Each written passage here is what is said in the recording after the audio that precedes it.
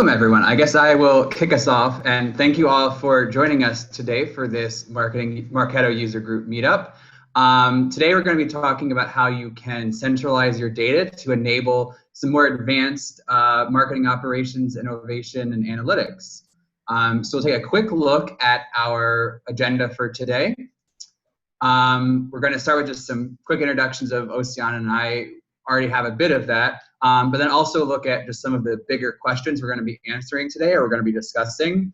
I'll then walk us through some discussions about the architecture, typical architecture issues that companies face, and then the solutions that we've implemented to those problems. But then the bulk of our session today will be around 3 different use cases and how we've used this new data architecture to enable some advanced analytics. And then at the end, we will save some time for Q&A. As Amanda said, my name is Tom. So I have been with Looker now for almost 4 years, I guess. It feels hard to believe. I am now the Customer Marketing Analytics Manager. Before that, I was a professional services consultant helping our new customers implement Looker, learn how to use it, and grow user adoption.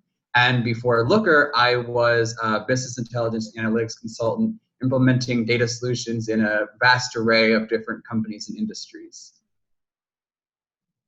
And my name is Oceana, and then I'm the marketing operations manager at Looker for Looker at Google, and as well as a Marketo champion this year. And before joining Looker/Google, I have been working in marketing operations role and demand gen roles in different tech companies in the Silicon Valley area, and as well as in Switzerland. And I have been with Looker for 2 years. Cool. So I will start with a short introduction of today's presentation, and give you some more background and context of why we are doing this work. So as we all know, like every marketers has really loved getting into visibilities into the data. And especially as today, more and more companies are getting a really increasing number of MarTech tools and MarTech technologies. Our system backend is getting more and more complex. And that is also, this complexity is also creating another layer of challenge to every marketing ops and marketing automation person. Because marketers are getting even more eager than ever to really gain the accessibility and the understanding of how their valuable leads are getting processed in the system. And are they becoming Marketo campaign ready? So that means they can be targeted in the next program. And are they really becoming sales ready? Has they been already transferred into the reps and handed over to the reps? And even more important, should they really run a Marketo campaign to nurture this person? And if yes, what is the return of investment of their previous program that targeting the same audience? So they are all really valuable questions. As you can also see in these slides, these are the questions we receive on a daily basis in marketing operations function. And the challenge here is, although they are really critical operations and business questions, but truthfully, if we have working in marketing operations for a certain time, you will know that really getting them correct, it's so hard. And even harder, if what we need is not only a one-off data pooling, but also processes that not only us in marketing operations, but also dozens to maybe hundreds of marketers, and also thousands of sales reps. If we need to having them also having the same understanding, getting the same data, and using them in a regular basis to make a business decision based on this data. And while at the same time, we have a very lean marketing operations team, that is getting a challenge for many businesses. In the next few slides, my colleague Tom will walk you through why this is hard to get them correct at a scale from a more technical architect perspective, and how we conquer it at Looker/Google. Let me transfer it to my colleague Tom. Yeah, absolutely. So as Ocean said, getting answers to these critical business questions can be frustratingly difficult. A lot of these difficulties stem from the way the data is architected. I'll use our current setup as an example, but you could substitute your own tools into the same setup. For today, we're going to focus on the integration of Marketo data with two other sources, our CRM system, Salesforce, and our product data, which comes from Looker, but then we also use Looker to visualize the data. There are countless other data sources you could combine in the same way, like web traffic or things like that. We're going to focus the analytic capabilities with just these sources today. In most organizations that I've seen, data from different sources sit in disconnected silos. Lots of these tools have native reporting within the product itself. That reporting is then limited to just the data that was within that tool. For example, you're able to report on Marketo data within Marketo. You can see general performances of your emails, such as how many emails were opened, clicked, unsubscribed, etc. But for the most part, you are limited to that level of detail. Same thing goes for Salesforce or product data, where you can see the data within the tool or in a visualization tool such as Looker, as we are showing for our product data here. In some instances, some data can be shared between the systems. For example, many of you on the call today may have integrated some of your Salesforce and Marketo data. This allows you to do some slicing and dicing of the Marketo data by Salesforce lead data, but you're still limited to the fields you explicitly port over. And even if you include opportunity data in your sync between Salesforce and Marketo, it still can be very challenging to attribute an opportunity to a single Marketo asset. Finally, by keeping reporting silos in separate tools, you also limit who has access to the data. For example, only the Marketo expert skilled in Marketo reporting and with access to the tool will be able to pull reports on the data. Similarly, only sales leaders will be able to see all sales and opportunity data in Salesforce. So how do marketers know what revenue their campaigns and programs are contributing to the business? And this is what our enhanced ecosystem enables. Instead of relying solely on the native reporting and siloed structure, we utilized the APIs from these three different tools, exported it into a database, and in our case, we used BigQuery. There, we transformed and modeled the data to create a single, comprehensive data structure to bring the different data sources into a single stream of data. Then, we utilized our reporting capabilities in Looker to expand on the analytic possibilities of the data we have. The big key here, though, is to make sure that your data still isn't siloed within your database. Even companies that have a reporting tool and a database fall into the trap of keeping data from different sources segregated. What we did to make the advanced analytics possible was utilize IDs across different sources to be able to identify that a lead or contact in one tool was the same person in a different tool. By doing that, we can track a person specifically at different stages of their journey to make connections about their behavior that is more specific than just tracking trends in the general population and trying to draw conclusions from that. And the beauty of doing it based on IDs is that PII is not compromised, personally identifiable information. There's no need to cross-reference different email addresses or names from one list to others to try and track activities. There's no need to export sensitive data into Excel or try to combine lists or find trends. All the end user will ever see, even at the most granular level, is an ID that can't be traced back to PII in these reports. Then finally, by eliminating silos and reliance on native reporting, you open up your whole organization to the data and insights that your data model enables. Your marketers now have access to sales and opportunity data. Business users without technical expertise in a particular tool can now look at their specific numbers, and even your execs can get high-level numbers on everything all in one source.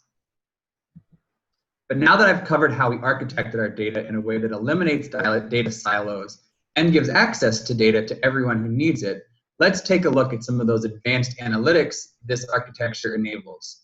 And Ocean is going to take over to discuss our first use case. Thanks, Tom. So for most of the marketers, having a strategic campaign planning is often the first step of everything. So you might think like as a marketing ops person, it really isn't part of our job to be involved in this.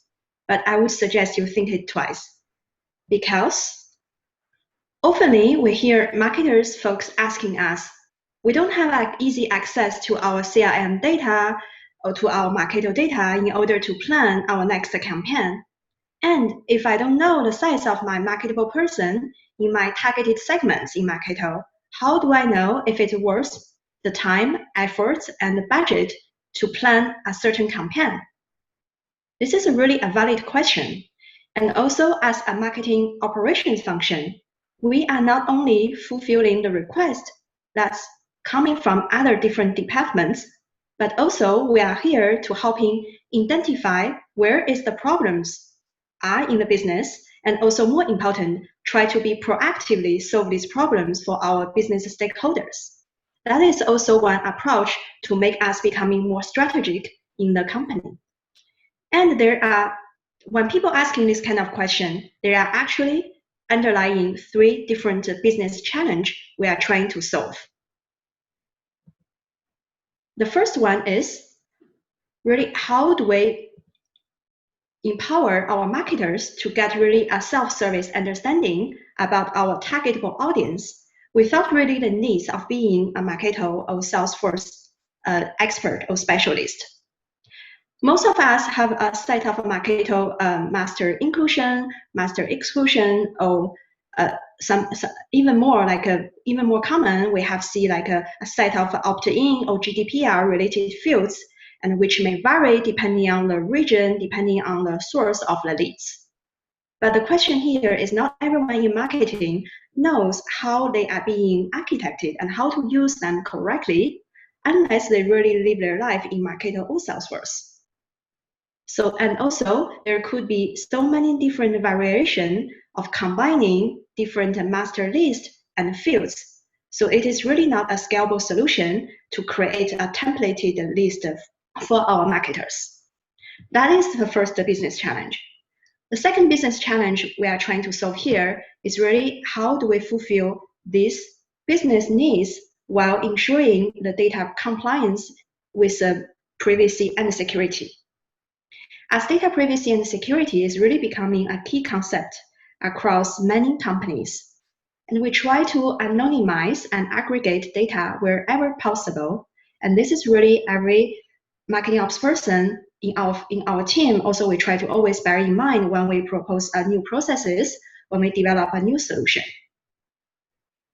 And the third challenge we are trying to solve here is how do we make the marketing data not only accessible and useful for every marketers, but also for our salespeople. Very rarely I see salespeople have direct access to Marketo instance. And especially they have access to it, they probably don't know how to use that. However, having both sales and marketing aligned on a single source of truth, not in terms of their total addressable market potential in a given segment, is so critical because this is creating the synergy between the marketing and the sales department, and whatever processes that you are building on top of this synergy will be much easier to develop. At Looker, we architected and built a self-service Marketo campaign TAM planning solution. Why I say TAM here is really for total addressable market. And then to do that, we first need to do several preparation in the Marketo end. This is what we have done. Before we develop this solution, we first streamline our Marketo architecture by turning those most frequently used features, smart list, and master fields into a managed custom field in Marketo. As you can see this flow in the slides, we used to have 30 or 40 plus nested smart list and filters in any of the outbound email program that we are sending from Marketo, which means it can take up to few minutes to really load any of the smart campaign and any smart list. And this number is keep compounding if we have multiple programs keep running. And this is also consuming a lot of system power. What we have done first is we consolidate them using Marketo segmentation. So we streamline them from 30 plus smart list into 4 plus segmentation. And then we finally use one custom pick list field to streamline the design in the system line. Now we prepare the ground in terms of Marketo fields. And next step, we will move into the BI architecting of this solution.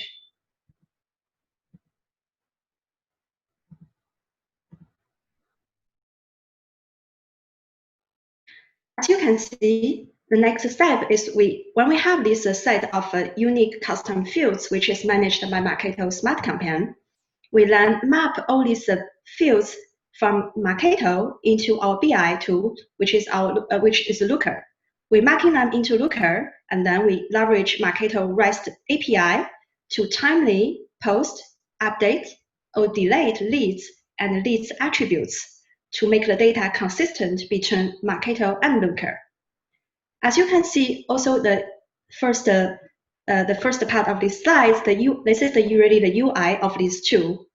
Our marketing campaign leaders come to this tool, and then they can see a set of the fields that is needed for their campaign planning. They have the flexibility to slice the segment that they would need to target. And then they can view what is the total volume of the leads would qualify for these segments. And even more, they can drill down to see what is the volume based on the opt-in status, based on the marketability of these leads, and which give them a better understanding when they talk to their salespeople. Because often sales see number of the leads, but not all of them is GDPR or consent, privacy consent. And even more, as you can see in the bottom right of these slides, people can not only see the total volume, but also we provide the flexibility to our marketing manager to fully understand the details around their buyer about their audience. For example, you can see the target audience by life cycle stage, by buyer persona, and etc. And all of them is corresponding to each single Marketo fields, so that we have a full confidence about what people see in the BI side is what we can actually execute in the Marketo end. And one thing more I even want to mention is because thanks to the Marketo RESTful API, we were able to build a data lake of lead activities and use Looker data modeling to associate activities with these lead records. Thanks to this, our marketing leaders can also have the visibilities into which audience have been recently targeted, received the email by which campaign within the selected recent period. And this is really cool because marketing communication limits has been always a challenge for many marketers, and to really optimize their program scheduling and optimize their email sending. And this solution really giving them the flexibility and visibilities to better plan and optimize their scheduling.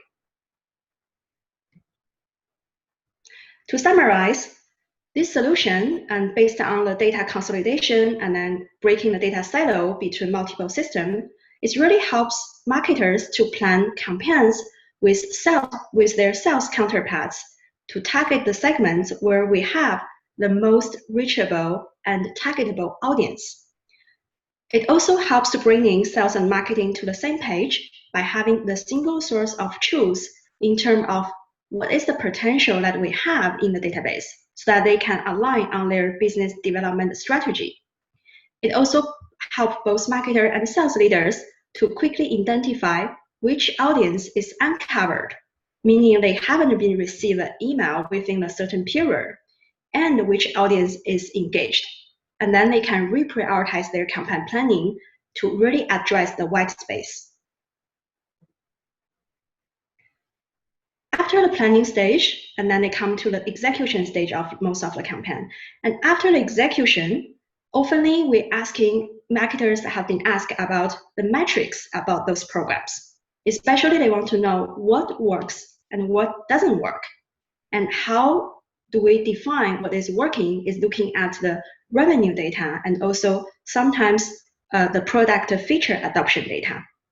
This can be really challenging to get from a marketing operations perspective. And in the next few slides, my colleague Tom will walk you through how we are using a consolidated data and leveraging Looker and BigQuery to further understand the full journey from a campaign engagement to pipeline contribution and as well as to product feature adoption. Awesome, yes. As I mentioned earlier, that within Marketo, you can see measures like deliver rate, open rate, click rate, and so on, and that they can tell you basically how well your email performed. But if your analysis of your email campaign stopped there, do you really understand how effective your emails are?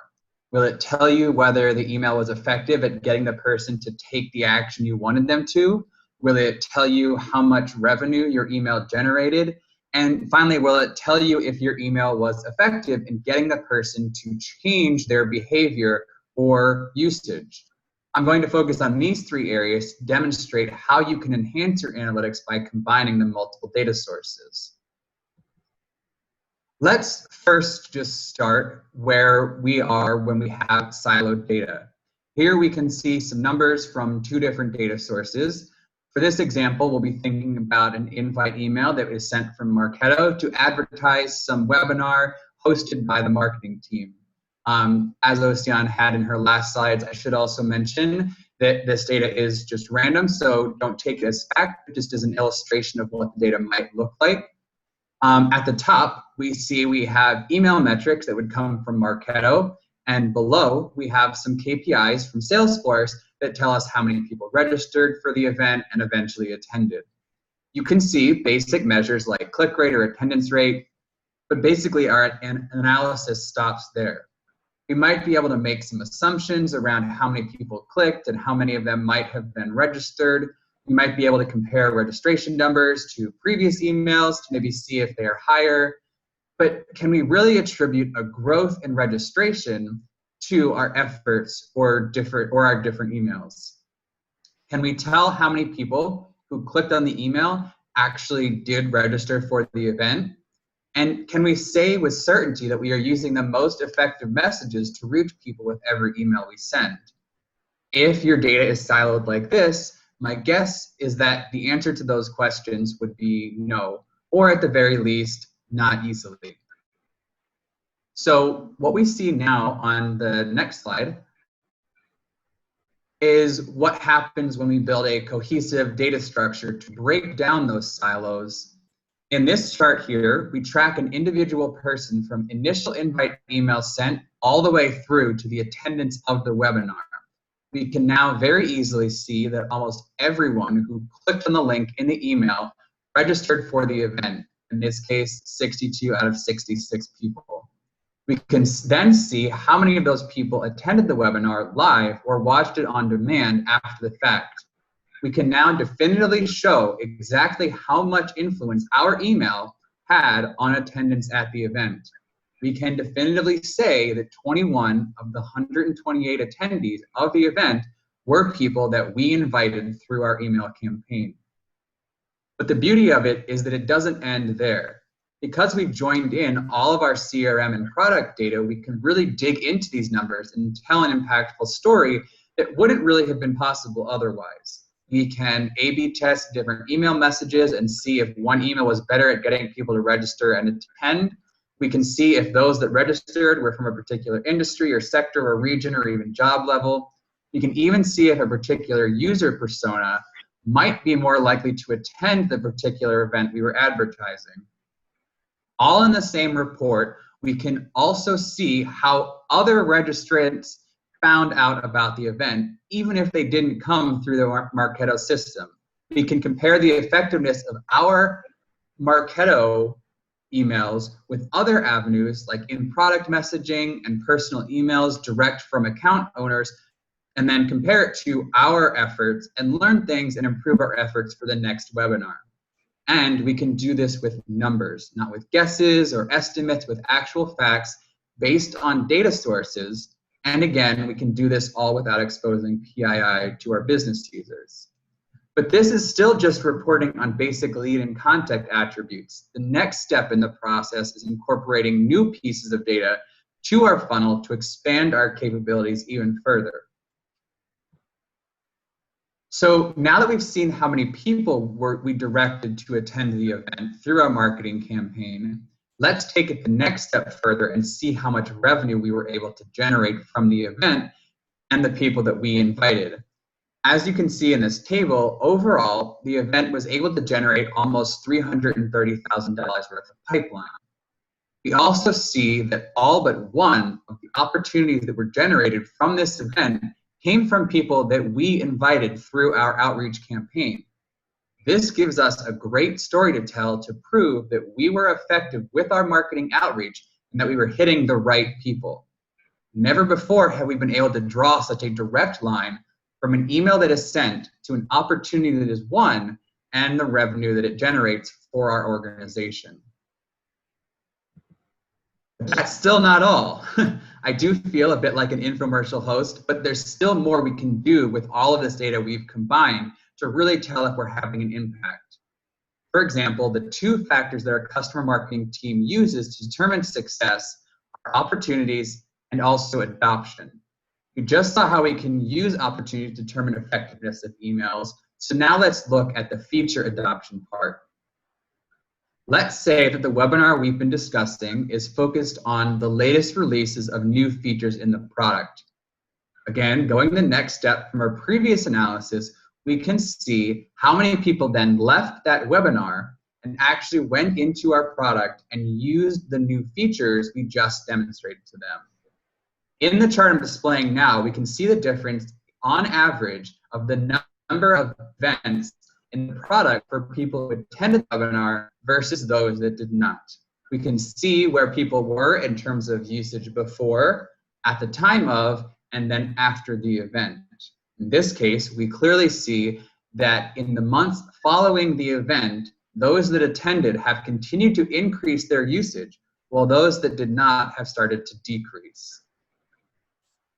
Again, taking the analysis even further, we can now pinpoint specific features within the tool that may be candidates for future sessions as well. Maybe we see that a new feature is underutilized by a large number of users or accounts. We can target those places to help drive awareness and adoption of those features. Maybe we see that a particular feature is super popular with our accounts and users, so we want to highlight that in marketing content for new customers to let them know what is possible in the product and what other similar companies are doing. Getting to the bottom line, we can see what features and trends in usage indicate a strong growth of adoption user activity, and then feature those in our marketing content, thereby driving add-ons and upsells by helping customers grow and ultimately increasing revenue. And now I am going to turn it back to Ocean to take over for our last use case of the day. Thanks, Tom. That was awesome.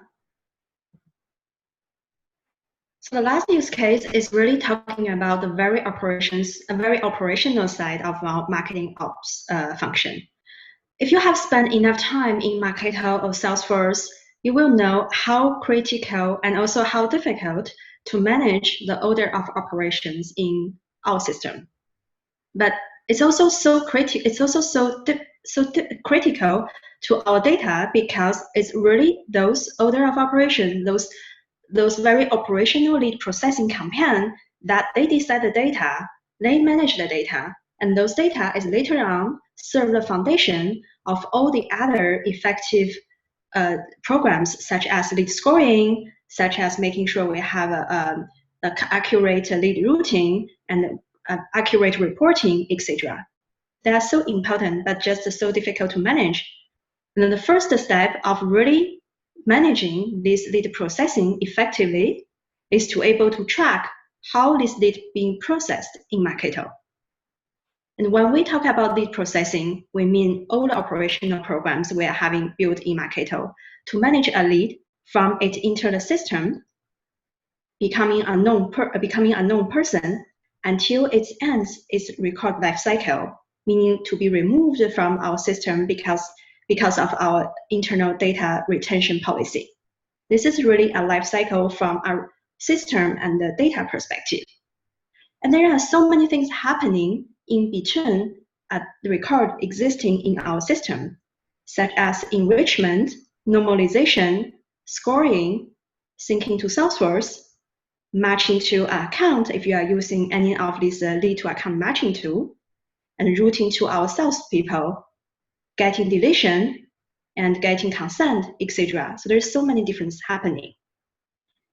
And also, it is not only a marketing operations challenge and the needs to measure this, but also a business challenge. Frequently, our demand gen marketers run some awesome campaign, online event, and then they hand over their lead list into the marketing ops team to asking them upload into the system. Pretty much at this point, they will lose all the visibilities of how and where their leads has been. But later on, they are going to be measured against how much their leads are contributing to the pipeline.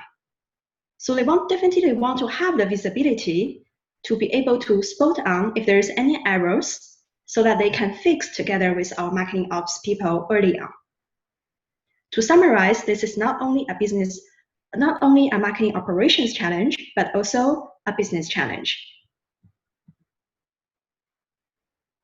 And in Looker, what we have been doing is we take another step advance to connecting our Marketo, Salesforce, and product data into Looker and be able to build two dashboards. The first one is to visualize how the Marketo leads is being processed in the system. And as my colleague Tom mentioned, they are all mockup data, as you can see here, but it's enough to show the concept of this solution.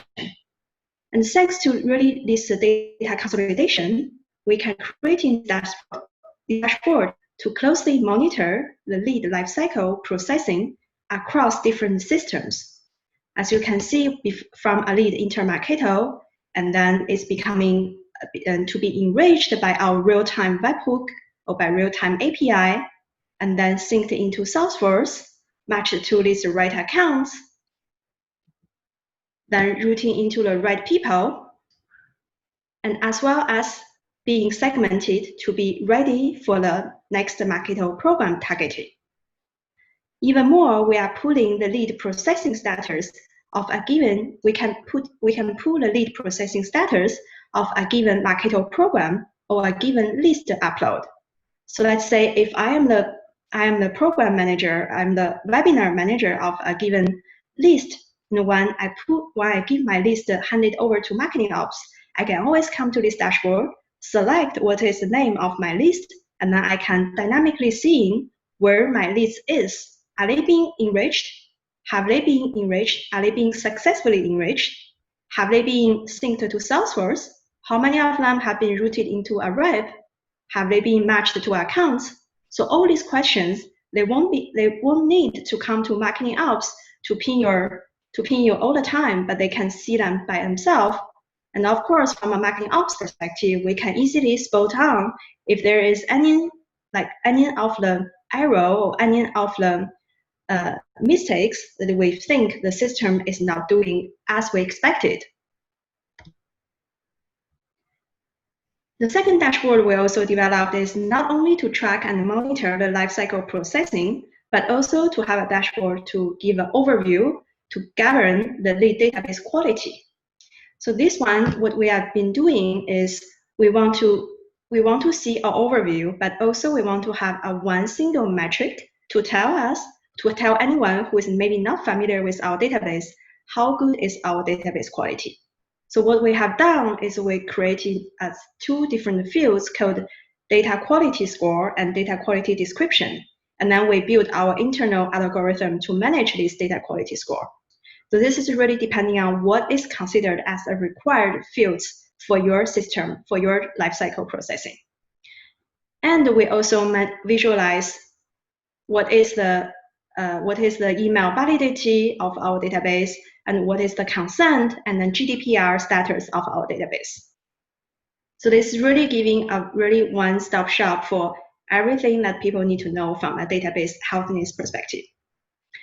This is really the last slide we have for today's presentation. I'm going to hand over to my colleague Tom, which will quickly go through some key takeaway from today's presentation. Awesome. Yes, great. Thank you again. So just a quick recap before we get into questions, but today we started with a discussion about how a cohesive data structure can eliminate data silos and open your business up to more advanced and ultimately more impactful analytics. This structure can empower business users from all parts of the organization to improve efficiencies by self-serving campaign planning. You can demonstrate true impact and ROI of Marketo programs, and you can better track the quality of your data to improve the entire Marketo campaign process. But with that, I think we will pause and open it up for questions. Thanks so much, guys. That was awesome. Questions, throw them in chat or feel free to go off mute. I have one, but I'm going to try to let other people go first. So feel free to come off mute and ask your questions.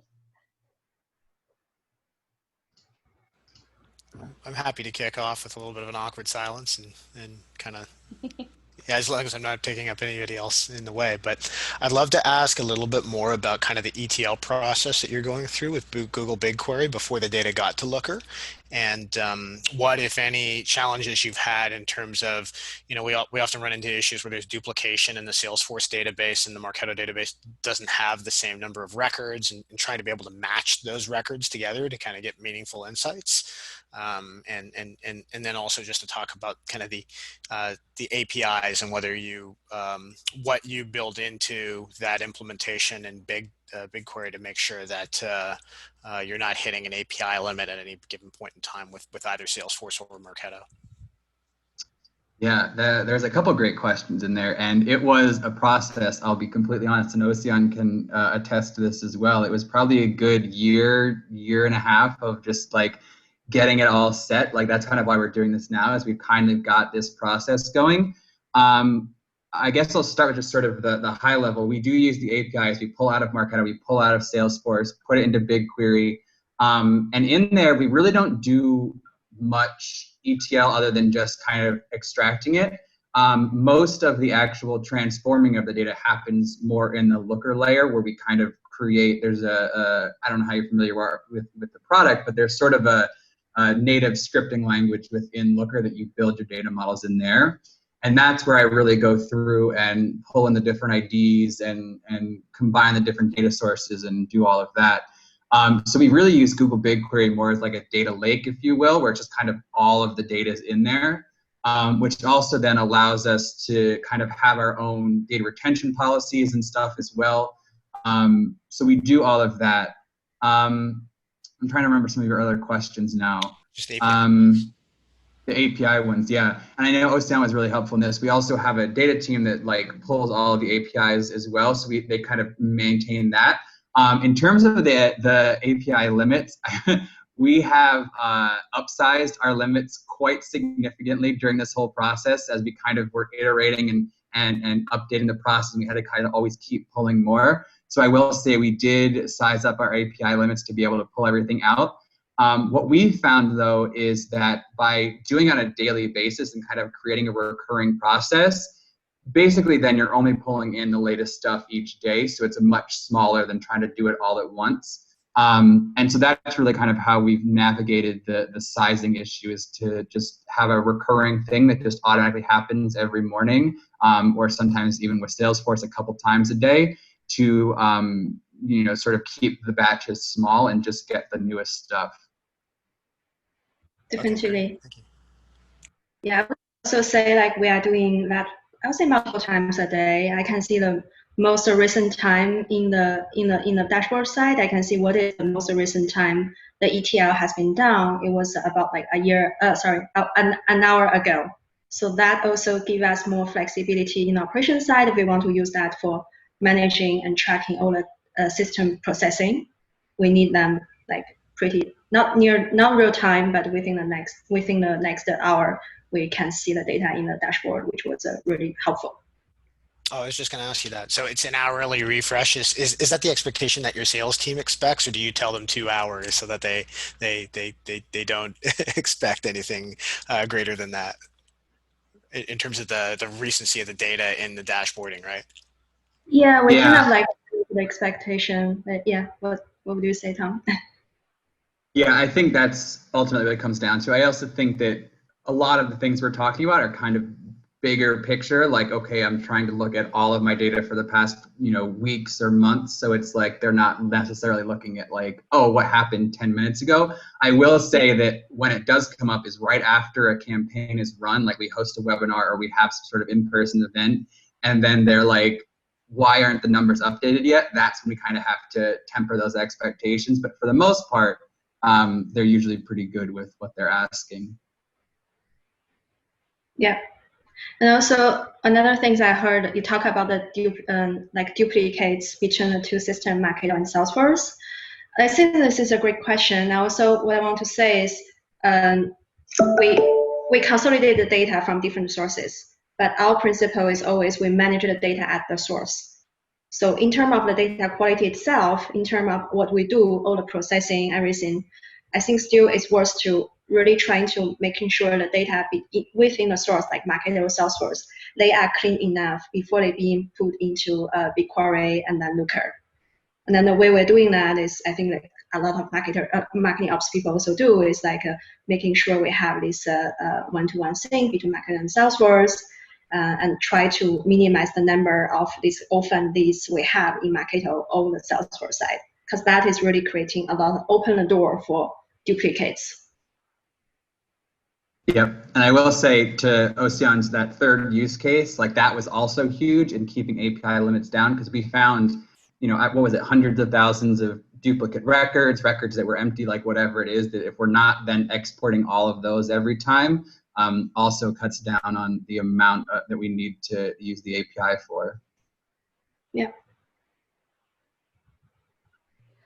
A question I had on my end, you gave, really great use case scenarios. That was awesome. And obviously a huge benefit of having centralized data is accurate reporting. I find a lot with Mott's team that you can kind of get bombarded with requests for reporting. So I was wondering if you have like any standardization as to like, based on channel or event type, like if it's a webinar, we have these 3 standard reports that we'll give to you. How do you manage, those requests to where you're not spending your time just configuring different versions of, some data? It's funny that you asked that today of all days, because that's literally what we're in the process of doing. I think because in terms of the analytics team within marketing, there's 2 of us. And so we get a lot of that. Every time somebody runs a new event, they're like, I need a new dashboard. And so what we're doing right now, and what we're in the process of rolling out actually this week and next, is a brand new event dashboard that will be just your one-stop shop that brings all your things in, that has training associated. And we've done that. Like I actually use a Marketo tracker, like a campaign tracker that's just one dashboard. Doesn't matter what kind of campaign it is, if it's a nurture campaign or it's an invite email or whatever, you put in the name of your email and it will give you all of your metrics like in one place. So that way we try and like standardize it so that it's flexible to whatever people are doing. We have like one report that they can go to, because that has been a recurring thing. And now we have all this data with still only 2 of us to respond to requests. We're like, this is getting out of control. Right, that's awesome. That's good. Cool. I have a question. what's the level of effort for maintenance and stability? So as you're having a lot of changes occur, changes in different systems, new products are being added on, new checkpoints, how do you scale the reporting request and the way you're collecting and analyzing data when it might impact each other? Yeah, good question. Osan, do you want to talk about like how we have scaled, like when we add new, because you added a lot of new fields to Marketo? And then I can Sounds jump good. in, Yeah, I or- can talk about the Marketo end, and then maybe you can talk about the reporting type end. Yeah, so we keep adding, as you said, like as a business scale, we have different fields adding to Salesforce or Marketo.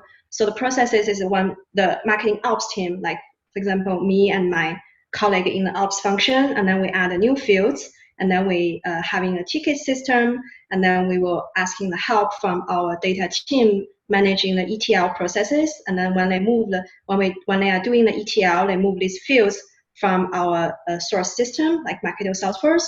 They move this field into BigQuery database, and then we will have our analytics person, for example, Tom, and then we have another analyst also. They will be managing the modeling, meaning like adding this field from BigQuery database into the specific data model in the Looker side, and then from there, as any user of Looker, we can go there and then start to create a dashboard and start to pull the results for our business stakeholders. Yeah, absolutely. And not to be like overly sales pitch for Looker, but one of the beauties of the way we've set it up with like our marketing models is that if all you're doing is just adding a new field or something, it's quite simple to just go in and add that new field. It takes like, 2 lines to do that. And so we can very quickly, implement changes and sort of those, once you get the big structure in place, if you do it in such a way that it can be scalable and you have like, cohesive, like this is what this is for and this is what this is for, and so we know where to put things and all of that, it definitely helps it grow. From an analytics perspective, just one thing that I have done recently that I highly recommend for anyone in an analytics organization, and that I've learned through all of the years of consulting in this, is really focusing people on like what it is that they're wanting to do. Because I find oftentimes they're like, oh, I want this and I want that and I want that and I want that, but they don't like they just kind of like think they want it or they actually want something else. And so like having the discussions about like what it is you're trying to accomplish and why you think this change will get you to that, I find that also sort of limits some of the constant changing and stuff to make things more scalable, because you're doing everything with intent and with purpose, rather than just kind of always adding new things without really thinking through what the end product is going to be. Definitely, yeah. And also I found like we have a principle of trying to put things more self-service as much as possible, just because we have such a lean team and everyone have wearing so many different hats. And we also like serving a really large team of marketers plus salespeople. The only way for us to be able to satisfy all the requests at the same time doing also our long-term project is really try to put things more self-service as much as possible. For example, like the few use cases we show to each of you, and also the one that Tom mentioned, we build these templates of event dashboard. And I think we also have different other templates from more like a pipeline, and then the pipeline measurement, and then the revenue contribution, etc. We have different dashboard, so that it's really becoming an effort of we enable our business user instead of every time they just wait, they come to ask a question. We build template, we enable them, and then making them be able to replicate by themselves. Thank you. That's great answers. All right, we got a few minutes left. Any last minute question? I'd love to ask you a question about just the overall BI space, if you could.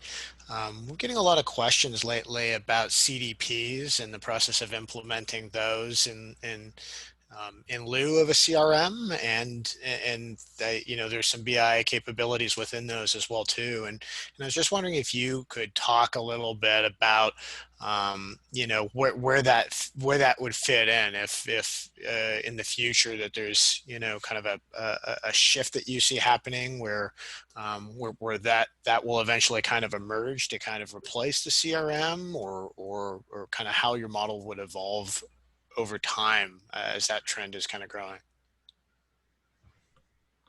Tom, would you like to talk about this? Seems like a more BI specific question. Yeah, I could talk about it a bit. I will be honest, I don't know much about like the CDP world or space in terms of like implementing the process or the tools themselves. But from a model perspective, I mean, like I kind of said in the beginning, like we were focusing on 3 sources: the CRM, the product, and the Marketo. But really, when you have the API and you have that data export, this process pretty much scales to include anything. I mentioned you can do this with web traffic data. You can implement any number of data sources. And so what really would come down to is if you were to implement a new tool or you were to shift away from a CRM system, like just making sure that you maintain the same general idea of like, this is who a person is and this is how we're going to tie that person to this other record, the system would scale to really take any new tool or platform. Okay, so structurally, it's really still built off of like a relational DBMS. As long as you can export back Right. into like a table structure, then that'll work out. Yeah. Okay, Right. cool. It's a new space for a lot of people too, right? So that's why I'm asking the question, is to learn as much. Yeah. I'm honestly not super familiar with it, but yeah, I mean, because Looker itself is all based on SQL. So if you have a table, you can write a SQL query to it. It really can be from anything. Okay, thanks. Yeah, and also worth to mentioning, like we talk about Looker, we use Looker because we're working for Looker, and we have BigQuery. So this is just a kind of a general architecture, but it's not saying they can really. It's not trying to replace marketing automation or CRM too. I think they are really serving completely different purpose. To me, Marketo, Salesforce, they are automation. Mm-hmm. And we have also this more maybe BI or data visualization focused tool, which can kind of a complement to each other. Mm-hmm. So let's say if I have a new lead just coming to Marketo, I need to pull a smart list to know who are this person. There is no way we can do it like in another BI with instantly. I don't think that's ever possible. Just to manage the expectation, because I think Marketo, Salesforce, they are there. They have their unique advantage. And as a Marketo champion, I have to say I love it. So that's I love it also. I think like they are just serving different purpose. But I think we should just combine different advantage of each tool. Yeah. There's just a huge cheer that just came out of Marketo head office in San Francisco, by the way, as you said that. All right. Being over time, I want to just say thank you so much, Ocean and Tom. We really appreciate you guys taking the time to present. Great presentation. We will send out the recording and we'll get it posted up on the YouTube virtual Marketo user group channel, and make sure that you guys all get a link to that. Thanks again so much. Have a good rest of your day, guys. Thank you. Bye. Bye.